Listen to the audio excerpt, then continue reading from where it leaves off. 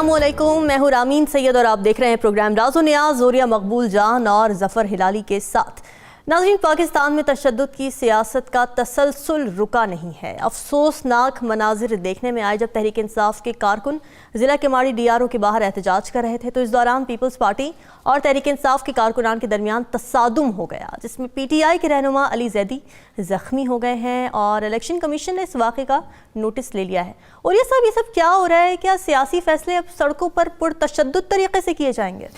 देखिए, दो चीज़ें बड़ी अहम हैं कि फॉर्म 11 और 12 आप लिख के दे रहे हैं लोगों को, और वो पोलिंग एजेंट के दस्तखत हैं, प्रिजाइडिंग अफसर के दस्तखत हैं। अब होना तो यही था कि प्रिजाइडिंग अफसर के ऊपर मामला ख़त्म हो जाए। कई दफ़ा जब मैं इलेक्शन कराता था उस वक्त मैं कहता था कि प्रिजाइडिंग अफसर के ऊपर मामला ख़त्म हो जाना चाहिए। ठीक, यहाँ पर तो ख़त्म हो, कम एक हल्के का ना, यहाँ तो सारा नहीं है इकट्ठा।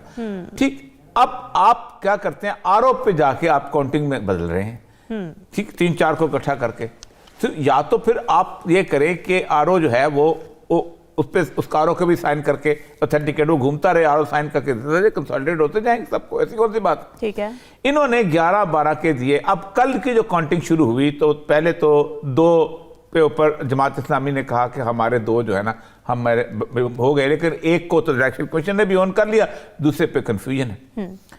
जिस मुल्क के अंदर इतने छोटे से एक लेवल के इलेक्शंस, और वो भी एक शहर के अंदर आप ना करवा सकें, और उसके अंदर आप एडमिनिस्ट्रेटिव सेटअप को अलाउ करें। अब देखें ना, कल वो गए हैं चीफ इलेक्शन कमिश्नर जो है वो चीफ जस्टिस से मिले। हाँ। अब चीफ जस्टिस ने वहां पर जाके उन्होंने कहा है कि हमें आप जुडिशियल ऑफिसर्स दें। ये इससे और बड़ी हमाकत होगी। अच्छा, इसलिए कि हमने जुडिशियल ऑफिसर्स के साथ, सेशन जजों के साथ हमने इलेक्शन करवाए हुए। सेशन जजों को पता ही नहीं होता कि कौन सा टीचर किस पार्टी का है, कौन सा इलाके में किस किस्म के पोलिंग एजेंट एग्जिस्ट करते हैं। अच्छा, स्कूल की लोकेशन कहां पर है, क्या वो दुश्मन टेरिटरी के अंदर मौजूद उस पार्टी की, क्या वो उस पार्टी के लोग वहां जाके वोट दे सकते हैं कि नहीं दे सकते, ये किसको पता होता है? ये पता होता है डिप्टी कमिश्नर को, ये पता होता है वहां के SP को। अब होता क्या है कि सेशन जज साहब को बना तो देते हैं आप उसको एक खास किस्म की, सेशन जज जो है वो डिप्टी कमिश्नर को कहता है कि मुझे ना ऐसे पोलिंग स्कीम बना के दे। वो एक लिस्ट देता है स्कूल टीचर्स की, एक लिस्ट है फलाना फलाना, और वो उसके ऊपर उनके कन्वीनियंस के हिसाब से उनको पोस्टिंग कर देता है एज प्रिजाइडिंग अफसर, असिस्टेंट प्रिजाइडिंग अफसर, और 1-2 छोटे और उसके साथ होते हैं। अब मैं अगर पीपल्स पार्टी के इलाके के अंदर पीपल्स पार्टी की हक वाला जो मुझे पता है, जो डिप्टी कमिश्नर को पता है, उसकी वो पोलिंग एजेंट लगा दूं, और दूसरी जगह मुखालिफ में भी उसके पीपल पार्टी के भी लगा दूं, तो सर बात है कन्फ्यूजन क्रिएट होगी। और जब कन्फ्यूजन क्रिएट होगी तो लोग कौन कुछ नहीं, अगर सही काम भी कर रही होगी तो लोग उस पर रिलाय नहीं करेंगे, बलबा उस पर डालेंगे। ये हमें याद है अच्छी तरह कि रात सुबह इलेक्शन पोलिंग स्कीम बनी थी, रात 10-11 बजे की पोलिंग स्कीम कंप्लीट होकर जाती थी, और वो अंधे आंखों से वो उसको साइन कर देते थे सेशन जज। उनको बिल्कुल नहीं पता होता, कोर्ट से बाहर तो उनको जिंदगी नहीं पता होती ना। ठीक है, क्या हो रहा है? हो ये रहा है कि एडमिनिस्ट्रेशन करप्ट है, उसके ऊपर पॉलिटिकल लीडरशिप करप्ट है, और फिर इलेक्शन कमीशन जो है उसने गुज़श्ता तकरीबन कितने सालों से आप इलेक्शन 70 से तो इलेक्शन करवा रहे हैं ना, 50 सालों से। आप अपना एक अमले नहीं रिक्रूट कर सके इस मुल्क के अंदर। आप हर दफा रिलाय करते हैं एक अमला हो जो मुस्तकिल तौर पर यही काम करे। ठीक, और वो उसको आप ट्रांसफर पोस्टिंग भी करते रहे, यहाँ से वहाँ, वहाँ से यहाँ। इलेक्शन के दिनों में यहाँ सिंध वाले इलेक्शन करवाते हुए पंजाब चले जाए, पंजाब वाले सिंध में आ जाएं, ताकि आप, लेकिन नहीं, फिर वहाँ जाएंगे और फिर आसिफ जरदारी ने जैसे कहा था ये आरओज़ का इलेक्शन है, और जैसे इफ्तिखार चौधरी पे इल्ज़ाम लगा कि ना इसने आरओज़ को कहा था ताकि हमें हराया जाए, तो उसने हरवा दिया और ये हुआ। ये है असल situation.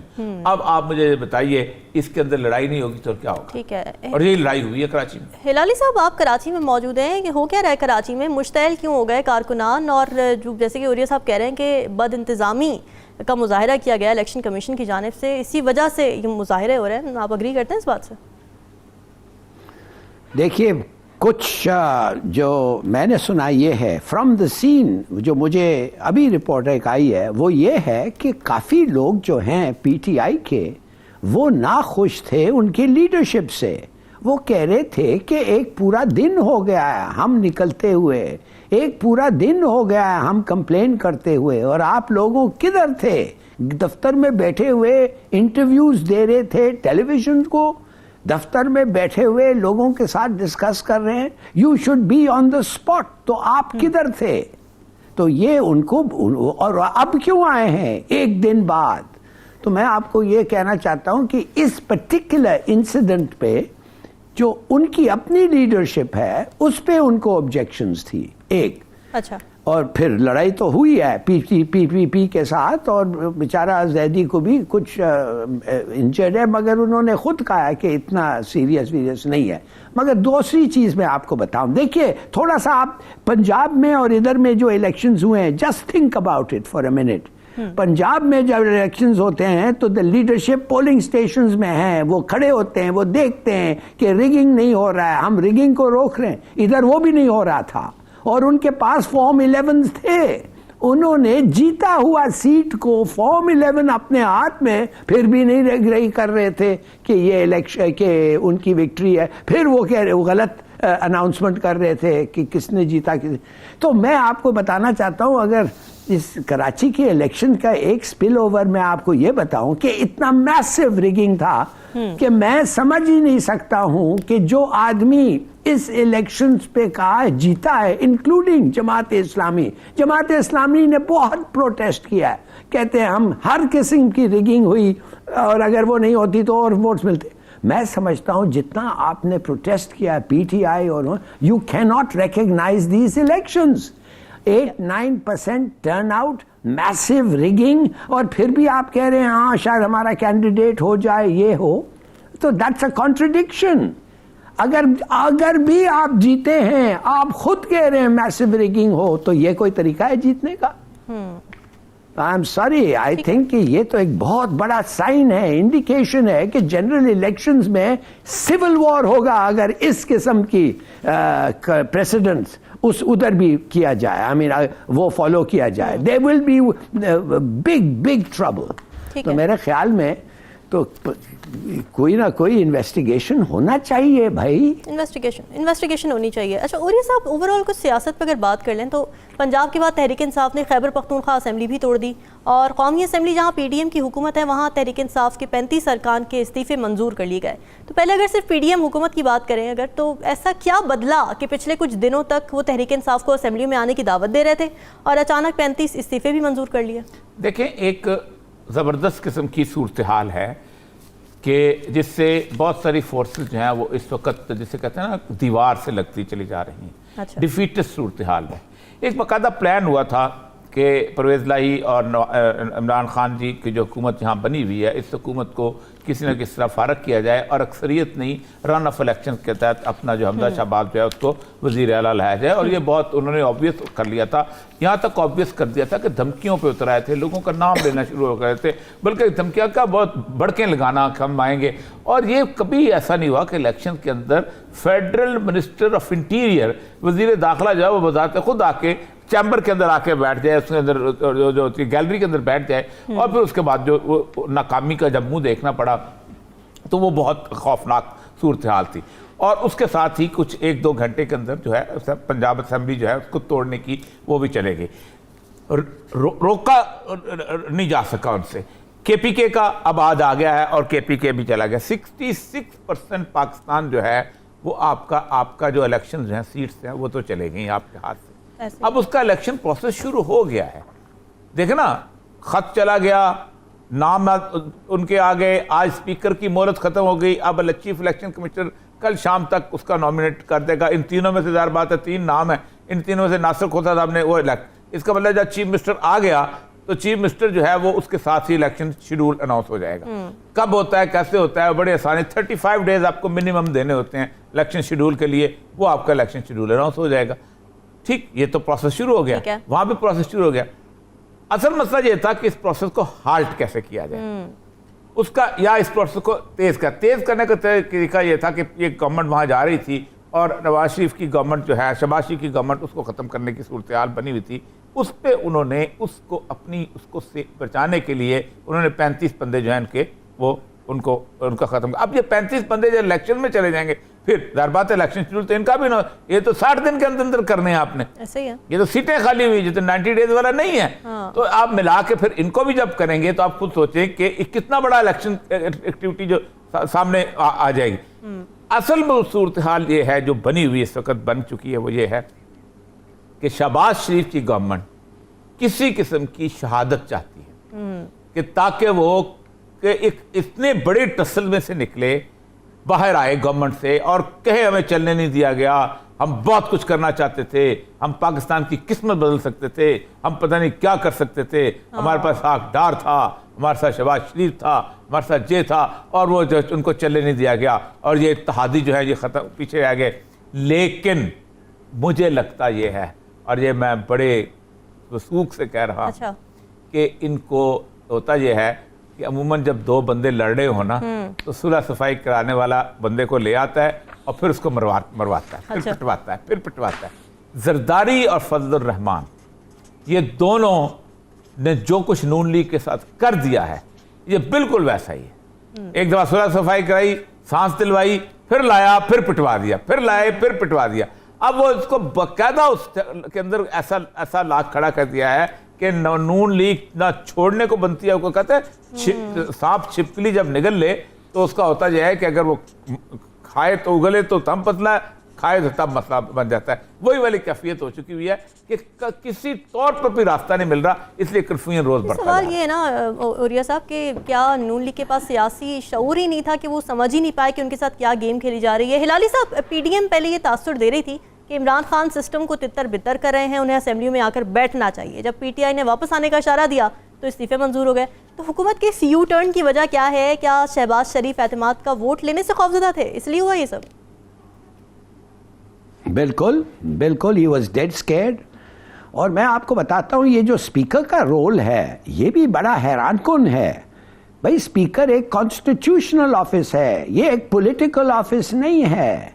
You have certain constitutional obligations. आप एक साइड को फेवर नहीं कर सकते हैं, आप तो एक पॉलिटिकल खेल में आ गए हैं। आपने खुद कहा कि मैं नहीं एक्सेप्ट करता जब तक मुझे कंप्लीट तसल्ली नहीं हुई और उनको एक एक को नहीं मिलूंगा और वो राइटिंग और सिग्नेचर्स वेरीफाई नहीं करूंगा, और आप बैठे बैठे 35 को एक्सेप्ट कर लिया। इसलिए आपको शक था कि ये अगर आ जाएं और वो जो दो हैं, वो जो ऑलरेडी लोटों का जो है इन पार्लियामेंट, वो लोटों को तो एज एन ऑपोजिशन उनको तो हक नहीं है कि हम वोट ऑफ कॉन्फिडेंस स्पीकर को इनको दें, मिस्टर शहबाज शरीफ को। That would be an unconstitutional step, वो डिस्क्वालीफाई हो सकते हैं।